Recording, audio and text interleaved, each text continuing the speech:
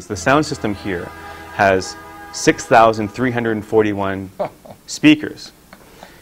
Right. There's 2,013 seats, and every seat has a speaker in front of you, a speaker next to your left ear and your right ear, and hundreds of speakers in the air. And it's not just to make it louder. It's in order to place the sound and to make it intimate and to just create that dimension. The sound designer for the show, Jonathan Deans, looked at what surround sound was in 5.1, which is how the Martins worked on this music for years before the theater opened. And the sound system that we have in this theater, he refers to that as 25.5 surround sound. And not just that it's 5 times bigger or 5 times more expensive, and it's way more than 5 times more expensive, but that there really are an infinite number of possibilities. You can be in your seat and you can hear a voice sound like it's right there, right, or like it's over there, or have elements and soundscapes that give you depth and width, and that's very different than listening to it on the best home theater system.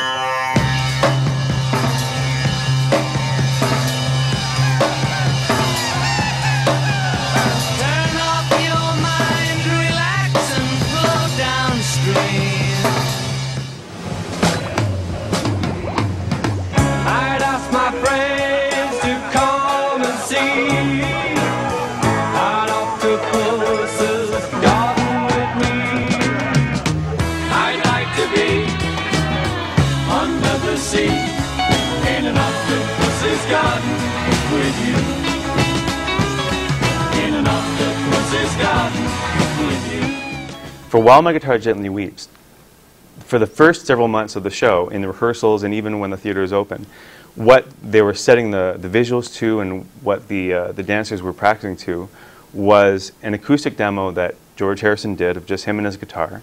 And you can hear that version alone on the anthology. On the anthology. It's one of the very first takes that he did before it turned into this produced version that everyone knows on the radio. Now, Olivia felt that that wasn't strong enough, that wasn't what George would have wanted to carry that song through the show.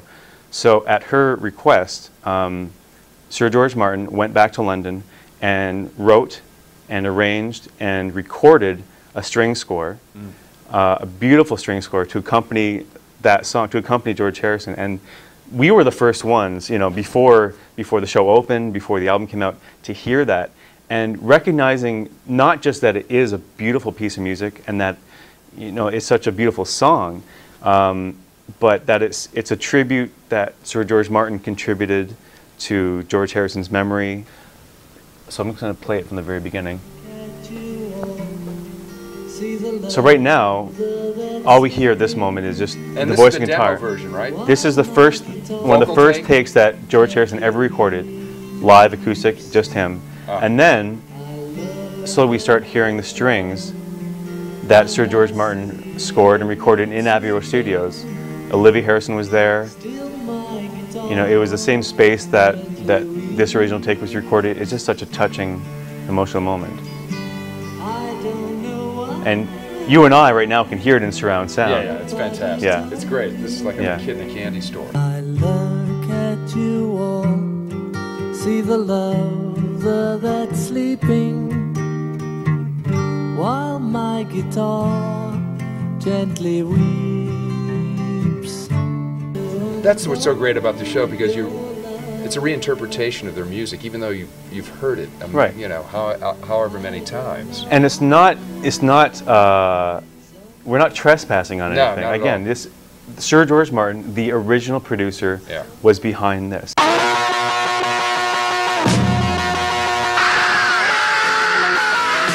Say you want a revolution, well, you know, we all want to change the world.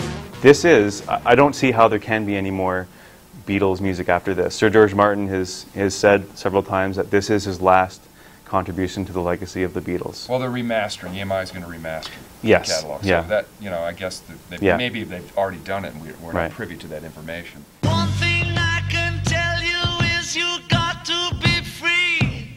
Come together right now over me.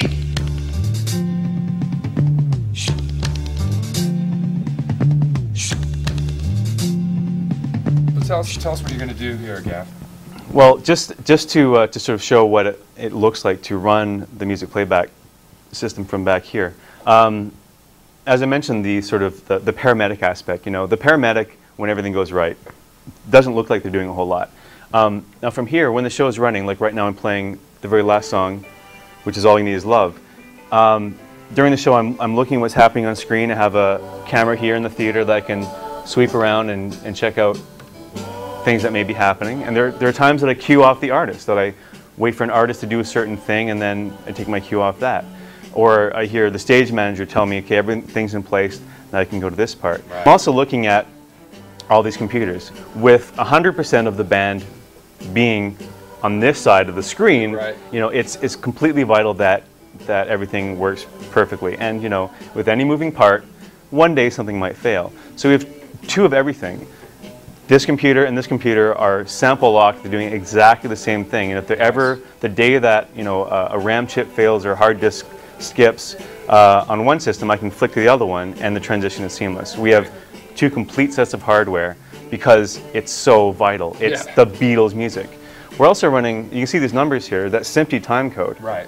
And that's being used to lock up the projections, the video material, some of the lighting cues, so that they can be exactly in sync with the music and create a whole look. Right. And so monitoring that and monitoring, make sure that the hardware is working, and I'm looking at the CPU of the computers and sort of soaking it all in and just, you know, being very aware of everything. I can also listen to the audience, and I often do listen to the audience. We have microphones in the theater that I can turn up and hear the applause and wait for them to be done before I advance. So it is interactive. It's not just push play on a CD and go take a nap. Right. You know, it definitely, we want the audience to express themselves, and then just like a band would do, they feed off the audience, and we do the same thing with the Beatles music. That's fantastic. Now here's my final question. How many spins of the turbine at Lake Powell with the Hoover Dam are required to generate the show each night? I mean, the power-wise? Power-wise. Probably not that much more than a lot of other shows. I mean, we have some fantastic lighting instruments, you know, and that's, you know, and lighting always takes up a lot more resources than sound. You know, if that turbine ever stops spinning, we have enough backup here to keep the show running on battery for, you know, the rest of the show. UPSs, everything else. Great. Yeah. Fantastic. Well, this has been quite an education, and you know, I'm not a shill for the show by any means. I mean, but it's fantastic. It really is. Right. And you know, I'm sure the show will run for a long time, and we all hope so, and we all expect so. And you know, if you come out to Vegas, or maybe you should just come to Vegas just to experience the show, even if you're not a gambler. It's well worth the trip. I really truly believe that.